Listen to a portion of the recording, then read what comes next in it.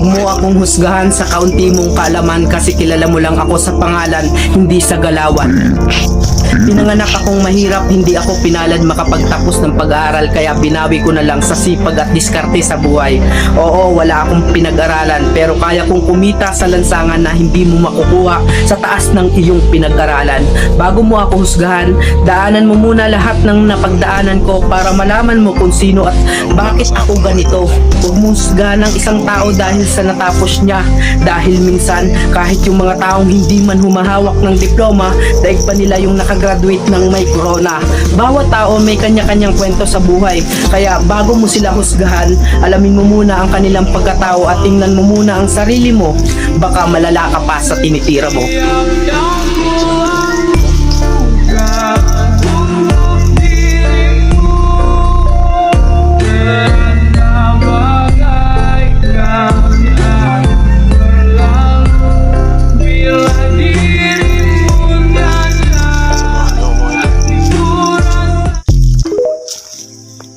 Tandaan mo ito, lahat ng hinangad ng magulang para sa anak ay kaligayahan. Mga idol.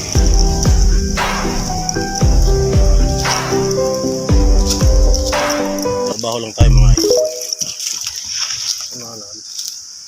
Ayos lang mga idol, kahit anong trabaho basta marangal lang, hindi masama. Kasi mga idol ito yung binabantayan namin mga idol. Ang lawak ng mga idol. Hanggang pa doon. Galing na ako doon. Tapos doon ako galing din. Doon. Galing na ako doon.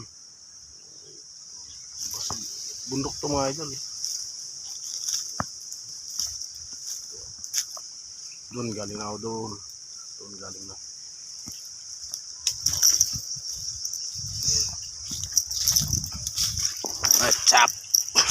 What's up guys? What's up? Sama niyo mga idol sa aking paglalakbay. Hindi naman makakatakot dito mga idol. Hindi naman mga ano naman dito. Minsan may mga papasok dito mga idol. Pero daanin mo na lang sa santong dasalan. Dasalan. Usapan. Ayon sa usapan di ay. Huwag mo lang pagalitan. Kaya kung pagalitan, magalit din yun. Diba? Kausapin na lang natin ng mainhinan. O ito mga pare. Sana po maintindihan nyo kami. Alam nyo naman, tatrabaho lang tayo. Diba? Hirap na. Kung kayo sa kalagayan namin, kung mawalan kayo ng trabaho, diba? Kung ano na ipapakain sa anak natin, wala na, gawin na lang natin ang trabaho natin. Pasensya na mga pare. Kasi bawal talaga dito papasok. Makaintindi naman sila mga idol. Makaintindi naman sila.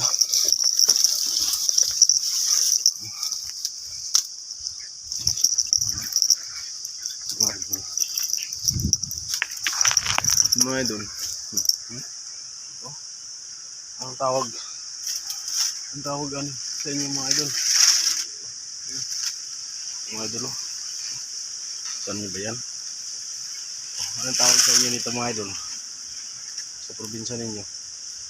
Sabi mga idol, ang tawag na mo ano sa mga badyang. Tamis to mga ito mga idol, pero mga ano lang, Makati. Kinakain to ng ibon. Diba? Kinakain to ng ibon eh.